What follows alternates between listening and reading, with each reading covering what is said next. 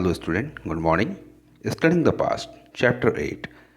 इस चैप्टर में हम सबसे पहले क्या पढ़ेंगे, तो हम इसमें पढ़ेंगे हिस्ट्री के बारे में पढ़ेंगे। ठीक है, तो हिस्ट्री क्या है?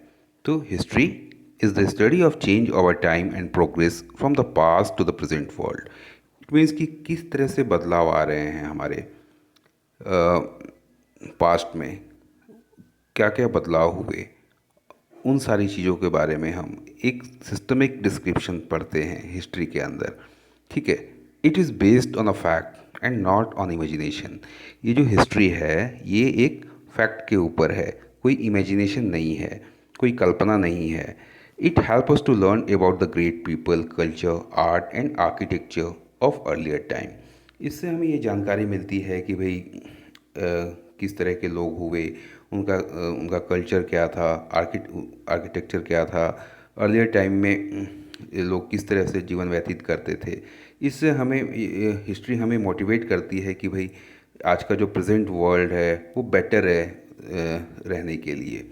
Historian divide history into two parts. अब यहाँ पे हिस्टोरियंस ने हिस्ट्री को दो पार्ट्स में डिवाइड किया।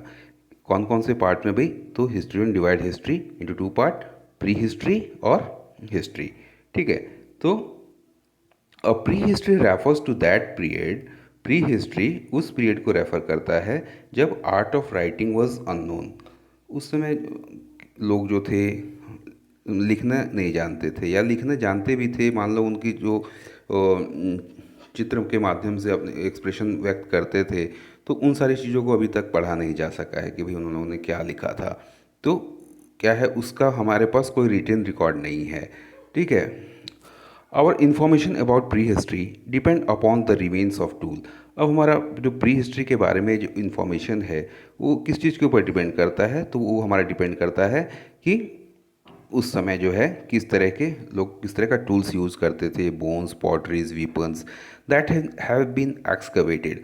जो जो भी हमें खुदाई में मिली हैं, उन चीज़ों से हम अंदाज़ा लगाते हैं कि भाई इस तरह का जीवन उनका रहा होगा।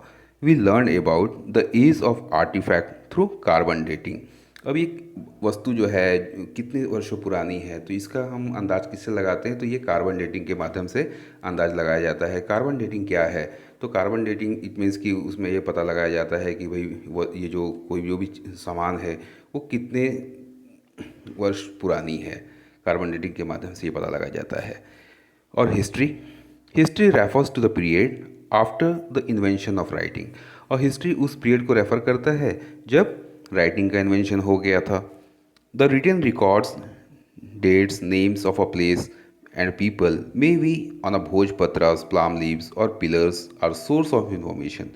तो इन सारी चीज़ों का बारे में कहाँ पता चलता है? तो भोजपत्र पे, प्लाम स्लीव्स पे, पिलर्स पे उस समय जो चीज़ लिखी गई थी उन सारी चीज़ों को पढ़ करके ये हिस्टोरियंस जो हैं अंदाज़ा लगाते हैं कि हाँ भाई ये सारी घटनाएं घटी थी उस समय।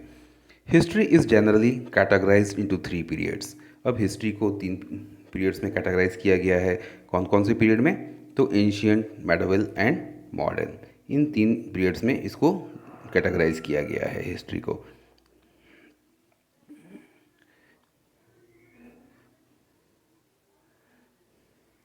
Let us see how historians study the source material, available evidence, and their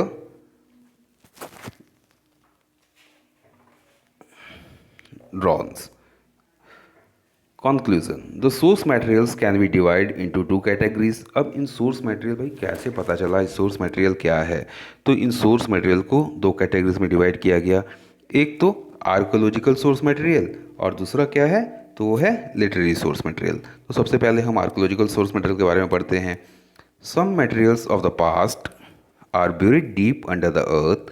They are either discovered by chance or archaeologists dig certain place and find ancient inscriptions, coins, pots और buildings. अब भाई क्या है कि जब कभी खुदाई हो रही होगी तो वहाँ बाई चांस कुछ चीज़ निकल के बाहर आ गई, या आर्कोलॉजिस्ट जो हैं उन लोगों ने वहाँ पे खुदाई की तो उससे उनको कुछ इंस्क्रिप्शंस मिले, कॉइन्स मिले, पोर्ट्स मिले, बिल्डिंग्स के कुछ साक्ष्य मिले। तो उनसे क्या पता चला कि हाँ भाई यहाँ कोई सभ्यता रहती थी, यहाँ पहले भी कोई कुछ लोग निवास करते होंगे। तो उससे हमें आगे की जानकारी मिलती है। For example, Building excavated from Mohenjo-daro provide useful information about the Indus Valley civilization. अब मोहनजोदड़ो में जब खुदाई हुई तो वहाँ पे हमें पता चला कि भाई यहाँ पे इंडस वैली सिविलाइजेशन थी, एक प्राचीन सभ्यता यहाँ पे थी. The archaeological source material are mainly inscriptions, coins, monuments, sculptures, paintings, articles of daily use and skeletons. अब भाई इंस्क्रिप्शंस हो गए, कॉइन्स हो गए, मॉन्यूमेंट्स हो गए, sculptures, painting, articles of daily use, ये सारी चीज़ें मिली. स्केलेटन्स मिले, यानी कब्रों को खोदा होगा तब ना भाई स्केलेटन मिला होगा. अब इंस्क्रिप्शन क्या है भाई? तो inscription are the written which are engraved on rocks, pillar, clay tablets, the wall of temple and caves. अब मंदिर के वॉल पे, केव्स के वॉल पे, रॉक्स पिलर पे, क्ले टैबलेट्स पे लिखा हुआ कुछ कुछ चीज़ें मिली थी. तो उनसे उनकी लिपि को पढ़ करके पता लगाया गया कि भाई इसमें क्या लिखा हुआ है. They tell us about the king, their empire, achievements as well as the society. अब उस पर क्या लिखा था? तो उस पर यह लिखा था कि भाई उस समय को राजा कैसे थे, राजा का वर्क कैसा था, उस समय की सोसाइटी कैसी थी, लोग कौन से लैंग्वेज का यूज़ करते थे of that period. The inscriptions of Ashoka's period tell us about his achievement. और जो अशोकाज के इंस्क्रिप्शंस मिले हुए उनमें क्या था? अशोका के अचीवमेंट्स के बारे में लिखा हुआ था. जब कोई राजा रहता है तो राजा रहेगा तो वो अपनी बड़ाई के बारे में ही लिखेगा. हाँ, अपनी बुराई तो वो इंस्क्रिप्शंस पे लिखेगा नहीं कि हाँ भाई हमने ये कहा, ये काम किया. जैसे मान लो कि एक साधारण सा उदाहरण लेते हैं कि आपके गली में गली बनाई गई, उसके बाद सबसे पहले लगा दिया गया, शिलापट लगा दिया गया, वहाँ पे लिखा गया कि फलना निधि से इस गली का निर्माण किया गया. अब आज से 200-300 साल बाद कोई देखेगा तो कहेगा कि उस समय इस तरह के शिलापट लगाए जाते थे. तो अशोक के समय भी इंस्क्रिप्शंस लिखे जाते थे, पिलर्स पे लिखे जाते होंगे. हाँ, तो उन सारी चीज़ों को देख करके हम अंदाज़ा लगाते हैं. ठीक है. द इंस्क्रिप्शंस ऑफ अशोका, ठीक है, field of administration and step that he took like building hospitals, well etcetera. उसने क्या क्या अचीवमेंट किया था? हॉस्पिटल्स बनवाए, वेल्स बनाए, बिल्डिंग्स बनाई, सराय बनाए. हाँ, for the welfare of the public, लोगों की सेवा के लिए. The inscriptions were put up in a place where the common people could read them easily. और इंस्क्रिप्शन जो है वैसे जगह पर लगाए जाते थे जहाँ पे कॉमन पीपल यानी शहर के लोग उसको पढ़ सकें. The study of inscription is called epigraphy. ये क्वेश्चन आता है 1 नंबर में भाई, व्हाट इज इपीग्राफी. तो इपीग्राफी क्या है? तो इस जो study of inscription is called इपीग्राफी.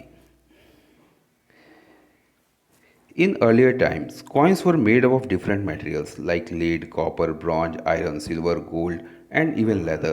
यानी ओल्डन टाइम में कॉपर्स का, ब्रॉन्ज का, आयरन का, सिल्वर का, गोल्ड का और इवन लेदर्स का भी यूज़ करके सिक्के बनाए जाते थे, कॉइन्स बनाए जाते थे.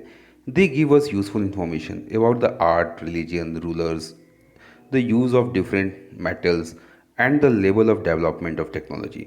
अब अलग अलग मेटल्स का जब बनाया जा रहा है तो उससे हमें ये पता चलता है कि भाई उस समय जो है ये इस मेटल की का उत्पादन अधिक होता होगा, तभी तो सिक्के बनाए जा रहे हैं. कॉपर का इन्वेंशन हो गया होगा, आयरन का इन्वेंशन हो गया होगा, सिल्वर का इन्वेंशन हो गया होगा, तब तो सिक्के बन रहे हैं.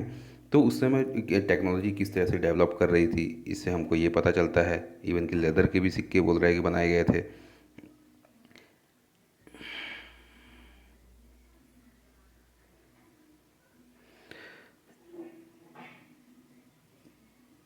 The given one such coin is of Samudragupta. The study of coin is called numismatic. यहाँ पे जो कॉइन बना हुआ है ये किसका है भाई? तो ये समुद्रगुप्त के समय का है. ये जो कॉइन है वो समुद्रगुप्त के समय का है. तो कॉइन्स का जो स्टडी करते हैं, the study of coins is called numismatic. इन सारे टर्म्स को आप याद रखोगे. ठीक है. Monuments. Monuments are the remains of temples, stupas, palaces, and forts. These ancient buildings help the historian to collect information about the social and economic life. अभी जो मॉन्यूमेंट्स जो हैं उससे क्या पता चलता है? तो जो एंशियंट बिल्डिंग्स है वो हिस्टोरियंस को हेल्प करती है इंफॉर्मेशन कलेक्ट करने के लिए। उस समय सोशल कंडीशन क्या था, एक आर्थिक जीवन लोगों का कैसा था, रिलीजन क्या था, लोग किस धर्म पे विश्वास करते थे, लोगों का कैसा ड्रेस था, आर्ट और आर्किटेक्चर किस तरह की निर्माण कार्य किया जाता था उस समय। ठीक है, अब आते हैं स्केलेटन्स। वही आप बताओ यार, कि आप बताओगे कि वही स्केलेटन्स, स्केलेटन से क्या मतलब है। तो skeletons are also very useful source of information. Skeletons जो थे वो भी बहुत ही यूजफुल सोर्स है इंफॉर्मेशन का। The student of skeletal study try to know every minute detail about the skeletons. अब जो स्केलेटन स्टडीज़ जो लोग करते हैं वो हर एक मिनट्स की डिटेल्स बता देते हैं कि भाई कितने साल पुराना स्केलेटन है, and list their finding. For example, the skeletons of women generally has broader hip or pelvic areas of childbearing. Jewelry found on the skeleton also help in determining whether the skeletons belong to women or a man. अब जो skeletons है उसमें अगर jewellery पहनी हुई है तो उससे ये अंदाज़ा लगाया जाता था कि हाँ भाई ये आदमी की है या औरत की है। तो उससे वो बॉडी का पता लगा लेते थे कि भाई हाँ इस तरह का लोग गहना वहना ज्वेलरीज पहनते थे। इसके बाद है लिटरेरी सोर्स। लिटरेरी सोर्स क्या है? All written records of the past are known as literary source. जो भी रिटन रिकॉर्ड्स हैं वो हमारा लिटरेरी सोर्स हैं। Manuscripts, they are very important for the historians. ये जो हिस्टोरियंस के लिए बहुत ही इंपॉर्टेंट्स है। Before the invention of paper, people wrote on a dry palm leaves. अब पेपर का जब इन्वेंशन नहीं हुआ था तो लोग कहाँ लिखा करते थे? तो प्लाम लीव्स पे लिखा करते थे, भोजपत्र पे लिखा करते थे, कॉपर प्लेट्स पे लिखते थे। ठीक है। Some of literary source are as follows. और कुछ लिटरेरी सोर्स उसके अलावा क्या है? तो रिलीजियस लिटरेचर, रिलीजियस लिटरेचर यानी रामायण महाभारत। ठीक है। Religious literature consists of Vedas of Hindus in Sanskrit, Pitikas of Buddhist in the Pali, and Angas of Jain in the Prakrit. ये प्राकृत जो लैंग्वेज है, पाली लैंग्वेज है, ठीक है, संस्कृत लैंग्वेज है। They tell us about the religious belief. अब इससे हमें उस समय का लोग किस धर्म के प्रति किस धर्म को मानते थे ये हमें पता चलता है।